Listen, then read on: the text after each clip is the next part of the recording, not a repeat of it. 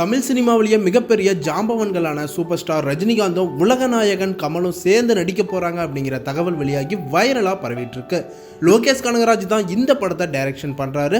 Gangster கதைக்களமா இந்த படத்தை எடுக்க போறதாவும் அதுக்கான பேச்சுவார்த்தை எல்லாம் நடந்துகிட்டு இருக்கு அப்படிங்கிற மாதிரியான தகவல் தான் வெளியாகிருக்கு. ஆரம்ப காலத்துல ரஜினியும் கமலும் சேர்ந்து பல திரைப்படங்கள்ல நடிச்சிருக்காங்க. அபூர்வ ராகங்கள், 3 முடிச்சு, அவள் அப்படித்தான், 16 வயதினிலே, அவர்கள், ஆடுபுலி ஆட்டம், இளமை ஊஞ்சலாடுது போன்ற பல படங்கள்ல நடிச்சிருக்காங்க. இவங்க 2 பேரும் சேர்ந்து நடிச்ச எல்லா படங்களுமே ஹிட் அடிச்சிச்சு. கடைசியா இவங்க 2 பேரும் சேர்ந்து 1979 நினைத்தாலே இனிக்கும் அப்படிங்கிற படத்துல நடிச்சிருந்தாங்க.